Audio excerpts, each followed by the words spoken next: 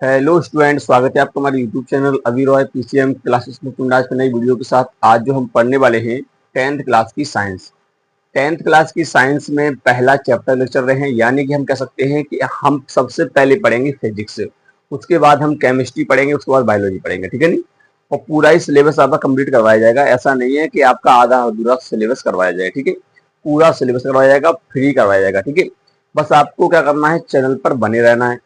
तो आज के इस वीडियो में जो हम देखने वाले हैं, पहला चैप्टर देखेंगे, बेसिक से देखेंगे। ठीक है, पहला चैप्टर का नाम क्या है फिजिक्स के अंदर, वो है प्रकाश का परावर्तन। यानी कि प्रकाश क्या है, यानी कि प्रकाश क्या है उसके बारे में हम पढ़ेंगे सबसे पहले।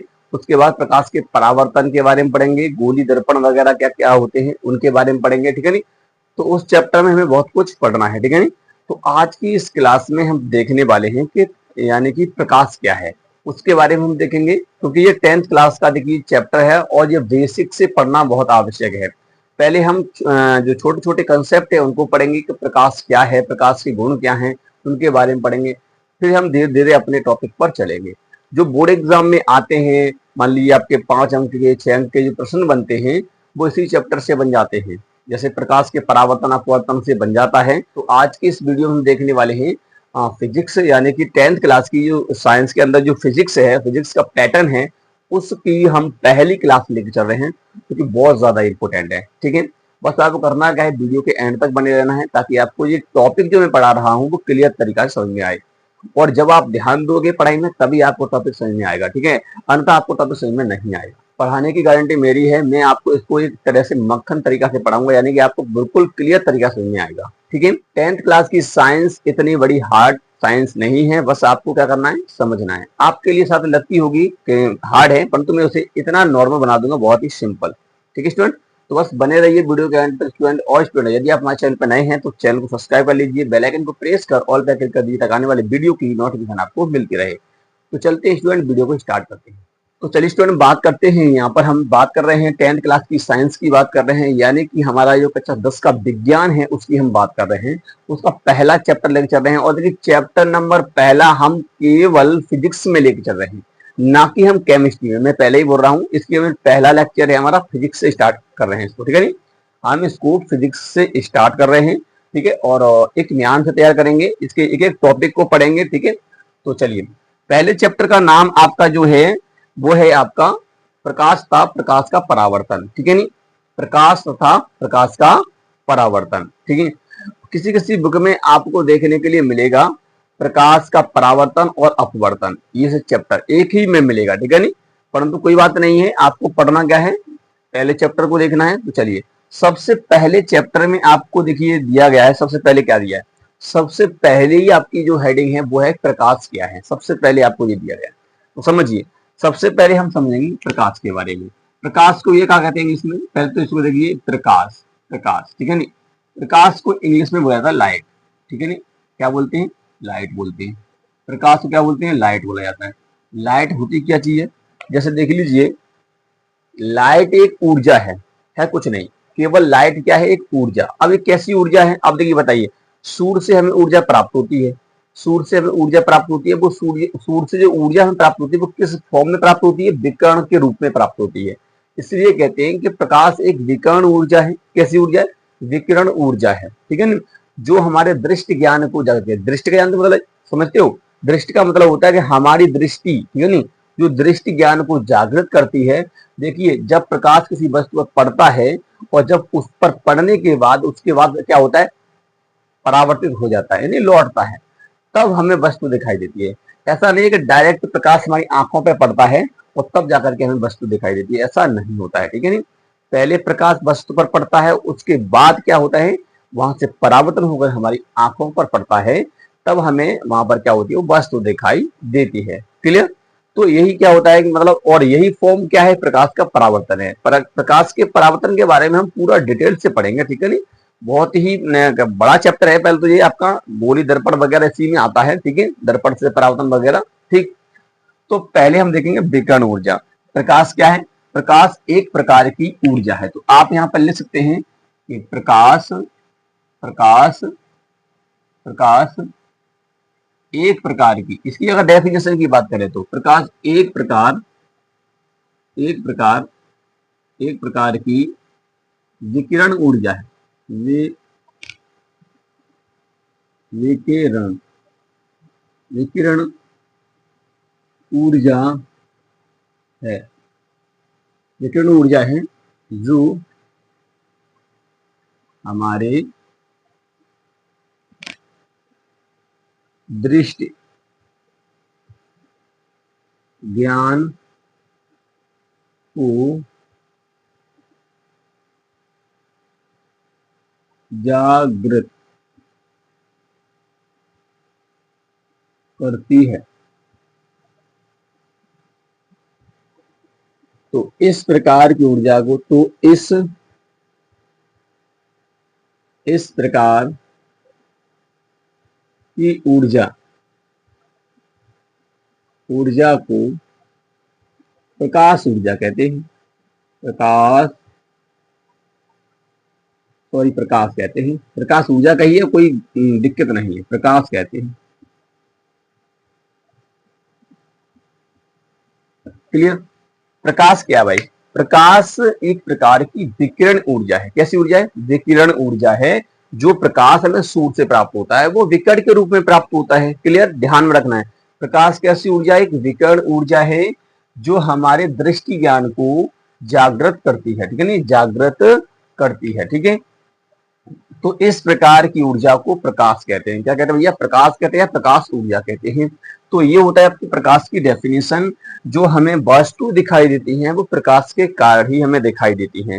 प्रकाश नहीं होगा तो वस्तु हमें दिखाई नहीं देगी। क्लियर। क्योंकि देखिए, अगर आप कहाँ जाओ, अंतरिक्ष में जाओ, तो अंतरिक्ष में आपका क्या है कि वायुमंडल नहीं है। हमारे यहाँ पर वायुमंडल वगैरह है, तो यहीं पर प्रकीर्णन वगैरह हो जाता है, प्रकाश फैल जाता है, जिस कारण से हमें चारों तरफ क्या होती है, वस्तुएं दिखाई देती हैं।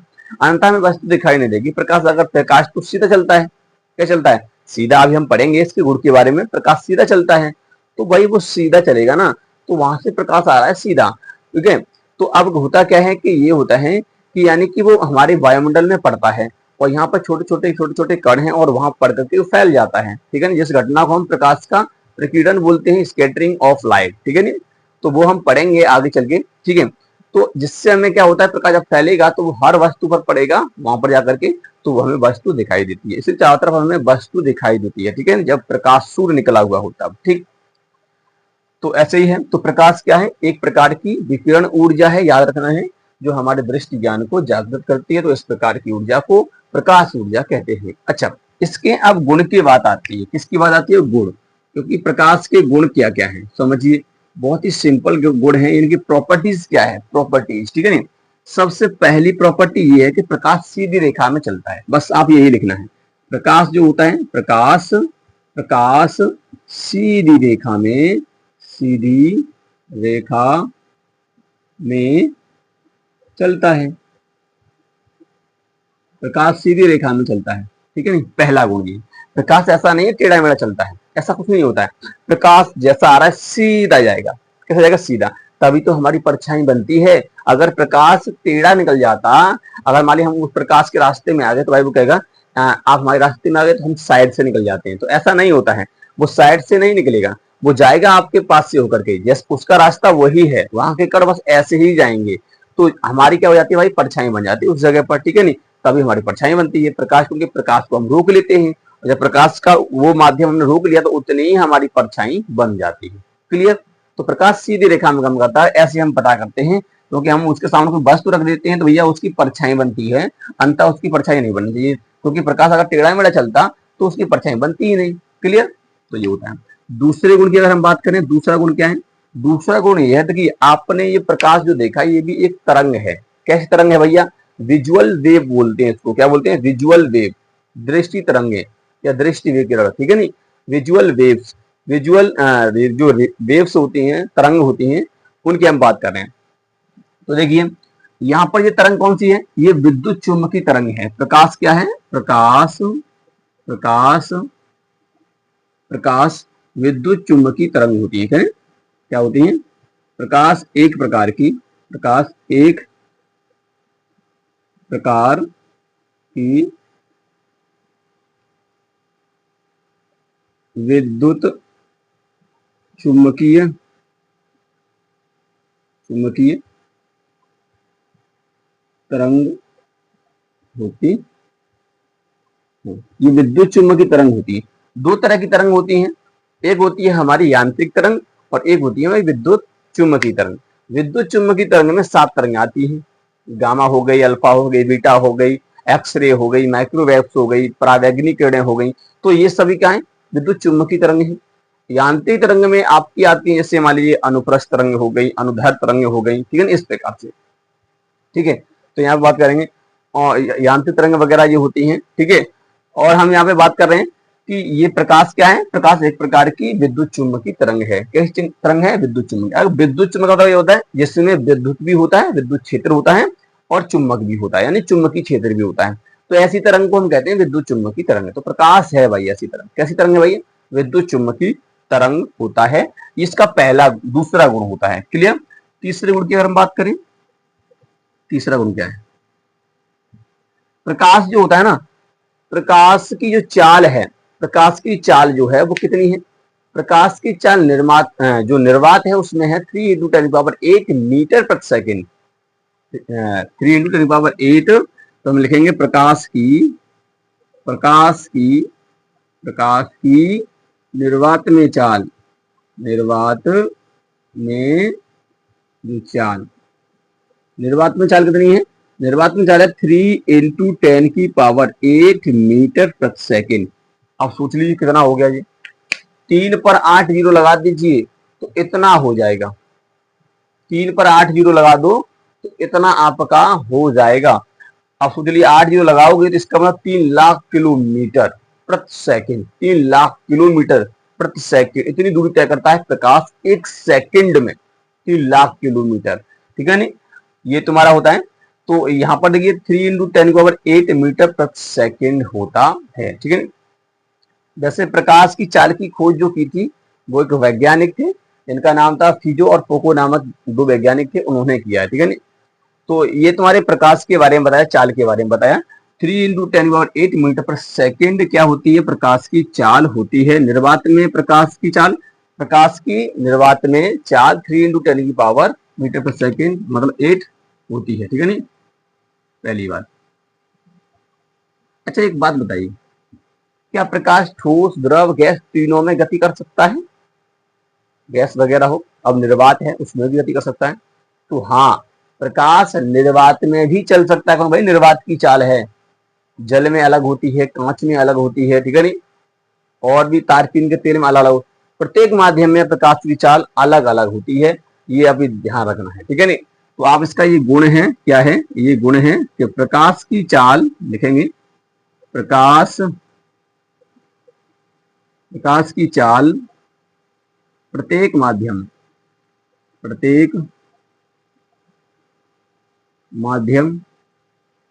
में भिन्न भिन्न होती है, भिन्न भिन्न होती। जो प्रकाश की चाल होती है ना, वो प्रत्येक माध्यम में क्या होती है भैया, भिन्न भिन्न होती है। अगर मान लीजिए कहीं पर ज्यादा घने कण हैं तो भैया वहां पर प्रकाश धीरे धीरे निकल पाएगा। जल के अंदर इतना गहरी तक इतना गहरा प्रकाश नहीं जाता है। ठीक है नहीं, लगभग 400 मीटर तक चला जाता होगा। ठीक है नहीं, तो इतना गहरा प्रकाश नहीं जा सकता, तो उसमें चाल धीमी पड़ जाती है। निर्वात में बहुत तेज होती है, कितनी है, 3 इंटू 10⁸ होती है। प्रत्येक माध्यम में अलग अलग होती है। सबसे अधिक किसमें होती है, तो मैं यही बताता हूं। देखिए सबसे अधिक जो होती है वो होती है भैया निर्वात, निर्वात। ठीक है नहीं, निर्वात वगैरह। ठीक है नहीं, निर्वात में सबसे अधिक जो चाल होती है प्रकाश की, सबसे अधिक होती है। ठीक है, इसके बाद जो होती है वो किसमें होती है, वो फिर होती है आपकी निर्वात के बाद आपकी जल में होती है। किसमें होती है भैया, जल में होती है। जल आपकी जो है, तो निर्वात हो गया। ठीक है नहीं, इनको कह सकते हैं जल। तो जल के बाद किसमें होती है, जल के बाद जैसे मान लीजिए आपके ठोस वगैरह कोई भी चीज है उसमें, फिर तो ठोस। ठीक है नहीं, इस प्रकार से तो कह सकते हैं कि निर्वात में सबसे अधिक चाल होती है, फिर जल में कम, ये ठोस में कम। इसका मतलब क्या है बताएं, इसका मतलब ये है, या आप ऐसे लिख सकते हो, क्या ऐसे लिख सकते हो, निर्वात यानी कि हम कह सकते हैं ठोस, द्रव, गैस में किसमें चाल अधिक होती है, तो गैस में सबसे अधिक होती है। किसमें होती है भाई, गैस, गैस में सबसे अधिक होती है गैस। फिर द्रव्य होती है, द्रव, फिर ठोस, ऐसे लिख सकते हैं, वो मैंने यहाँ पे ऐसे लिख दिया है, कोई दिक्कत वाली बात नहीं, ऐसे लिख सकते हैं आप। गैस, द्रव और ठोस। गैस यानी कि जहां पर मतलब खाली स्थान है वहां गैस वगैरह, हवा, वायु वगैरह, वहां पर चाल सबसे अधिक मिलेगी। और द्रव जो होता है वहां पर आपकी जो चाल होती है कुछ इससे कम होती है। फिर इससे कम होती है भैया ठोस में, सबसे कम होती है भैया ठोस के अंदर होती है प्रकाश की चाल। ठीक है, प्रकाश हर माध्यम से गुजर सकता है, ऐसी कोई बात नहीं है कि प्रकाश अपने एक ही माध्यम से गुजरे, केवल निर्वात से गुजरे। प्रकाश ठोस से भी जा सकता है। अब ठोस कैसे? जैसे आपका लेंस होता है कांच का, आपने देखा होगा चश्मा, है नहीं, चश्मा देखा होगा, चश्मे के अंदर क्या होता है? कांच होता है ना, वो भी तो ठोस होता है। प्रकाश फिर भी उसमें से आर पार जा रहा, हम उसमें से वस्तुओं को देख लेते हैं। जब हम वस्तुओं को देख सकते हैं तो यह प्रकाश उसके अंदर से जा रहा है, ठीक है नहीं। तो इस प्रकार से तो सबसे अधिक जो चाल होती है वो किस में होती है? गैस में, फिर उसके बाद द्रव में होती है, फिर ठोस में होती है। क्लियर? पहले आप इतना ऐसे कॉपी कीजिए, फिर उससे आगे चलते हैं। चलिए आगे चलते हैं। अगर हमारा पांचवा देखेंगे तो पांचवा क्या है? जो प्रकाश होता है, प्रकाश का चिकने तल से क्या हो जाता है भैया? परावर्तन हो जाता है। तो आप लिखेंगे प्रकाश, ये गुण है भैया इसके गुण, ठीक है ना, क्या क्या होता है प्रकाश के साथ? प्रकाश का चिकने तल से, चिकने या पॉलिश तल हम कह सकते हैं, चिकने या पॉलिश, पॉलिश तल से परावर्तन हो जाता है। क्लियर? अब कुछ चिकना तल है, जैसे मान लीजिए दर्पण है, दर्पण जानते हो, आईना, इसमें अपनी हम शकल देखते हैं, ठीक है नहीं, हाँ डेली देखते हैं, तो वही क्या है? आईना जो होता है उसको हम कहते हैं चिकना तल। कोई भी चिकनी तल हो, आपने देखा होगा चिकनी तल से प्रकाश का परावर्तन होता है ना। दर्पण हो गया, कोई पॉलिश सतह है, वहां से हो जाएगा। ज्यादा चिकनी जगह होती है वहां से क्या होता है? प्रकाश का परावर्तन होता है भैया। क्या होता है? परावर्तन। तो ये घटना है, उसे भी हम पढ़ेंगे। क्लियर? आगे देखिए इसके गुण।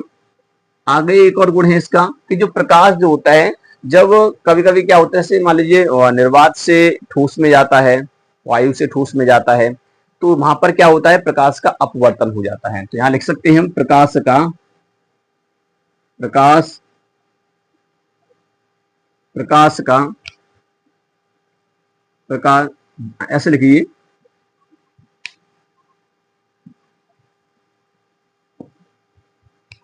लिखेंगे जब प्रकाश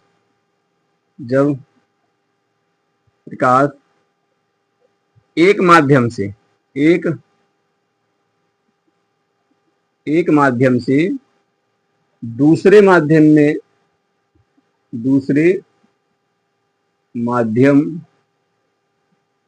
में प्रवेश करता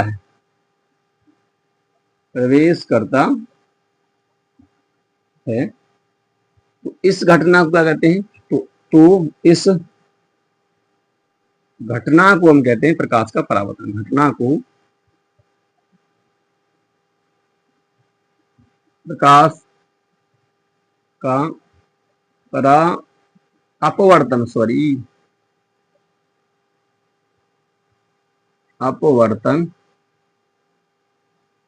कहते हैं। ठीक है, अभी हम इसकी आगे चल के डेफिनेशन देखेंगे, पर इतना समझिए पहले मोटा मोटा कि जब प्रकाश एक माध्यम से दूसरे माध्यम में प्रवेश कर देता है तो उस घटना को हम कहते हैं प्रकाश का अपवर्तन। जब प्रकाश एक से दूसरे माध्यम में जाए तब कहेंगे हम अपवर्तन हो रहा है।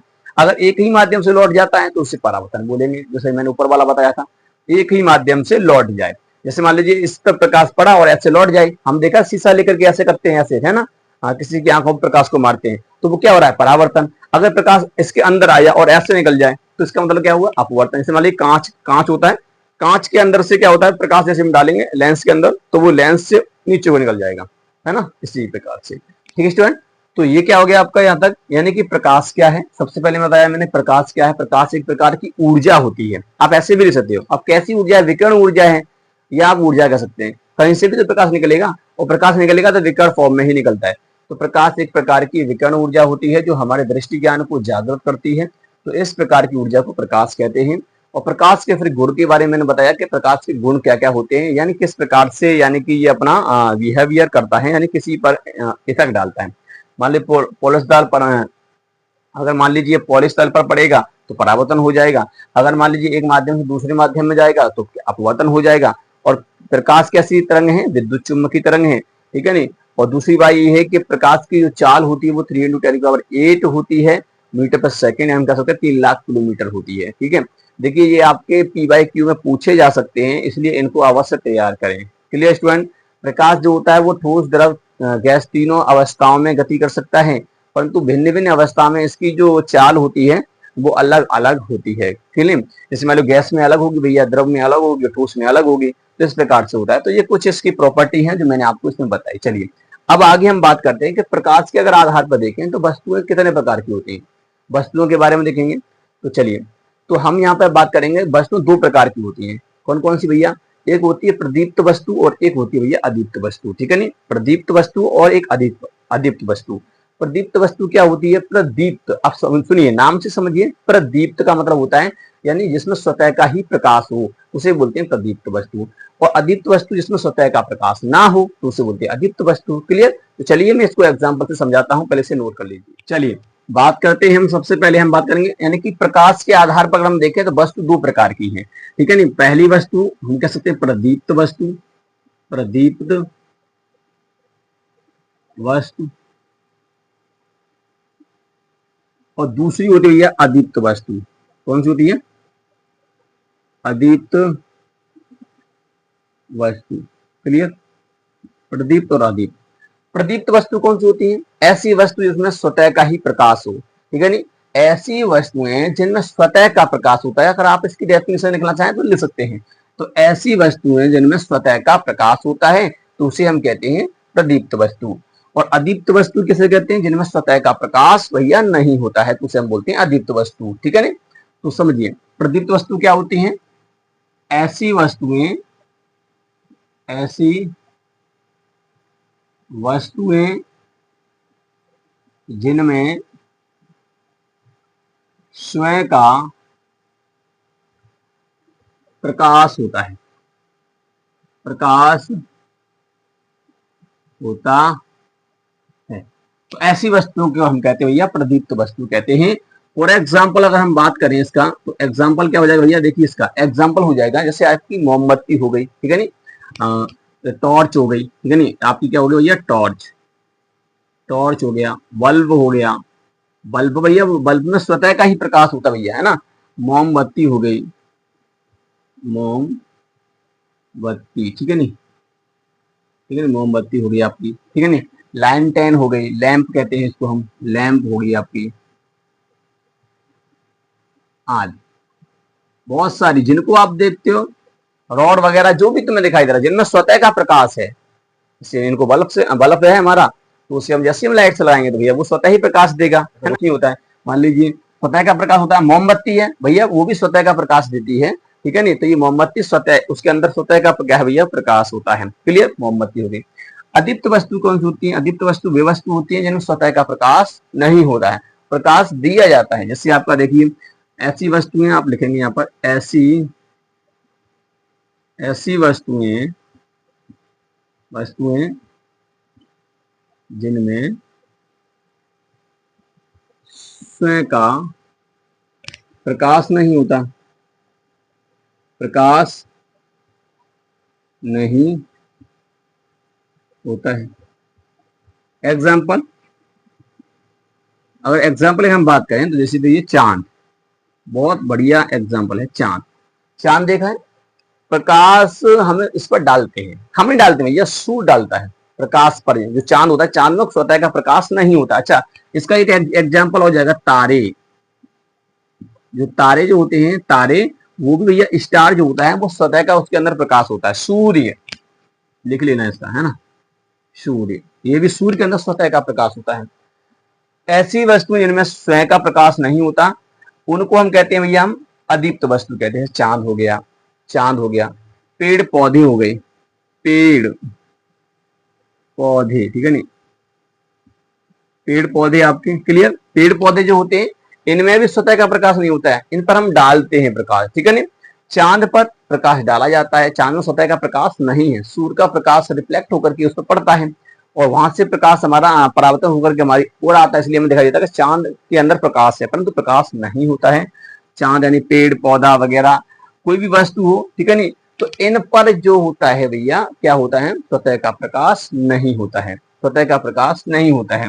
कोई भी चीज हो, ठोस पदार्थ कोई भी हो सकते हैं, ठीक है, हम कह सकते हैं ठोस पदार्थ भी होता है, ठोस पदार्थ, क्लियर, कोई भी हो, आज जितने भी आपको दिखाई देते हैं जिनमें स्वतः का प्रकाश नहीं होता है, ठीक है नहीं, पत्थर हो गया, कंकड़ हो गया, ठीक है नहीं, लकड़ी वगैरह जितने भी हैं, जल है, जल में स्वतः का प्रकाश नहीं होता है, ठीक है ना, जिनमें स्वतः का प्रकाश नहीं होता तो उसे बोलते हैं हम अदीप्त वस्तुएं, ठीक है नहीं, अदीप्त वस्तु, प्रदीप्त वस्तु, दो तरह की वस्तुएं होती है हमारी, ठीक है।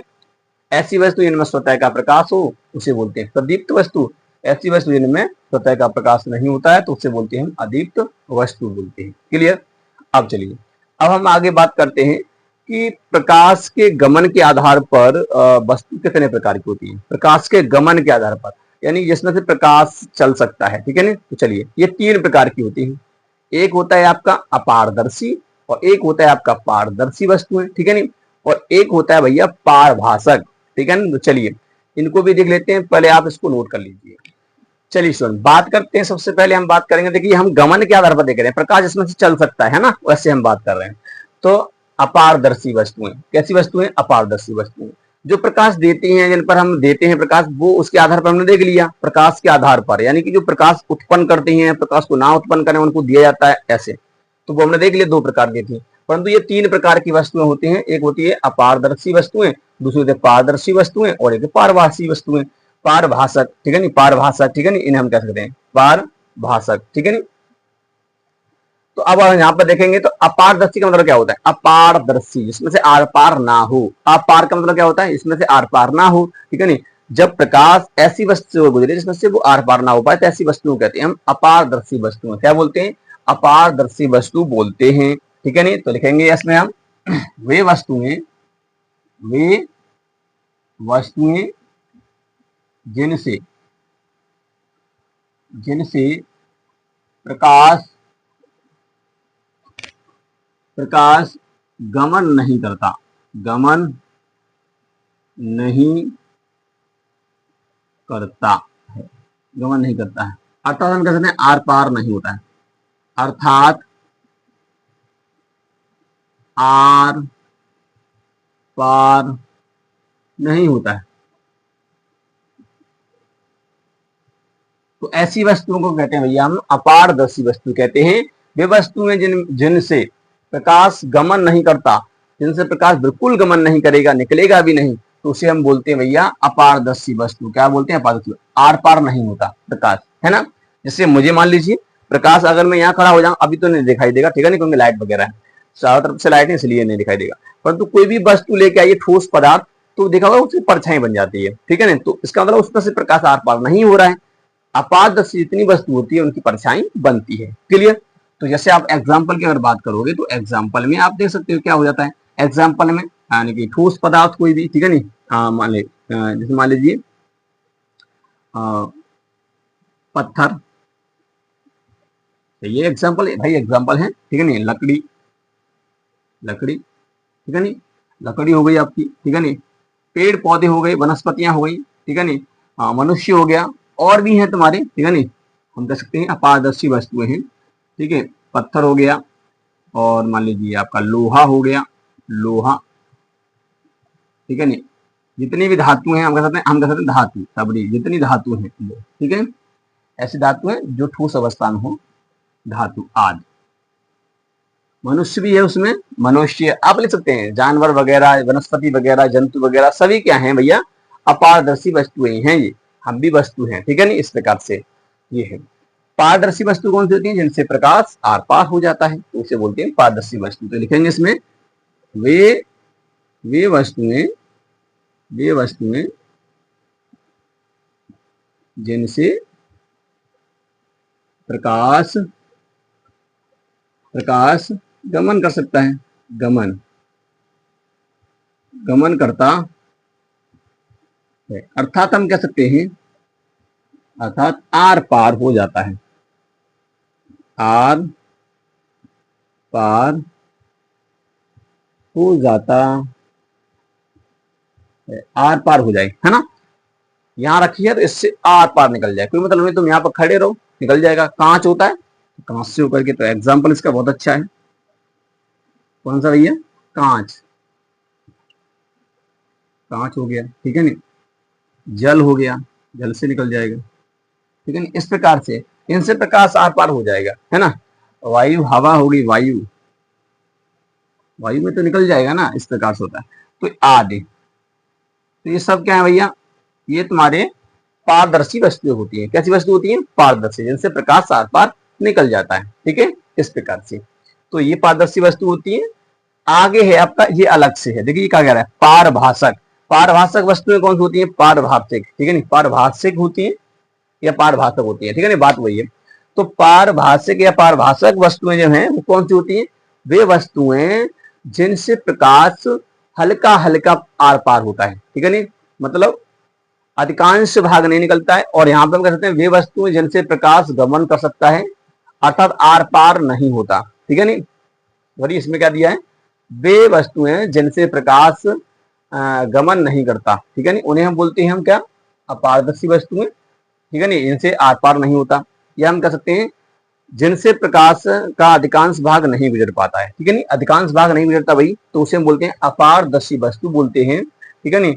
वे वस्तुएं जिनसे प्रकाश गमन करता है, अर्थात हम कह सकते हैं आर पार हो जाता है, तो उस प्रकार को हम कहते हैं, उस प्रकार की वस्तु कहते हैं पारदर्शी वस्तु। या हम ऐसे कह सकते हैं वे वस्तुएं जिनसे प्रकाश का अधिकांश भाग गुजर जाता है, ठीक है नहीं, वे वस्तुएं जिनसे प्रकाश का अधिकांश भाग गुजर जाता है। तो आप लिख सकते हैं, यहाँ पे ऐसी कोई बात नहीं है, वे वस्तुएं जिनसे प्रकाश का अधिकांश भाग गुजर जाता है। तो इस प्रकार की वस्तुओं को हम पारदर्शी वस्तु कहते हैं। तो आप यहाँ लिख सकते हैं कि वस्तुएं, वे वस्तुएं जिनसे प्रकाश, आप यहाँ लिख सकते हैं, क्या लिख सकते हैं? प्रकाश का, प्रकाश का, चलिए मैं यही लिख देता हूं, प्रकाश का अधिकांश भाग, अधिकांश भाग गुजर जाता है, जाता है। अर्थात हम कह सकते हैं, यहाँ पे ले देता हूं, अर्थात आर पार हो जाता है, आर पार हो जाता है। क्लियर? अब यहाँ देखिए, प्रकाश का वस्तु से अधिकांश भाग नहीं गुजर पाता है, बल्कि कुछ थोड़ा ही भाग क्या होता है? प्रकाश का निकल पाता है, ठीक है नहीं। तो हम लिखेंगे वे वस्तुएं, वे वस्तुएं जिनसे, जिनसे प्रकाश का, प्रकाश का कुछ भाग ही, कुछ भाग ही गुजर पाता है, गुजर पाता है। तो गुजर पाता है, तो इस प्रकार की वस्तु को, तो इस प्रकार की वस्तुओं को, वस्तुओं को पारभाषक वस्तु कहते हैं, पारभाषक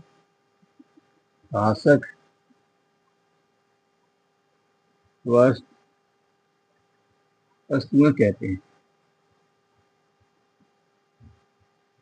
क्लियर? पारभाषक वस्तु कहते हैं जिनसे प्रकाश मतलब अधिकांश भाग नहीं निकल पाए, यानी कुछ ही भाग निकल पाए। जैसे आप देखिए, एग्जाम्पल देगी सबसे ज्यादा, एग्जाम्पल इसका हो जाएगा तेल लगा कागज, तेल लगा कागज, या हम कह सकते हैं घिसा हुआ कांच, घिसा,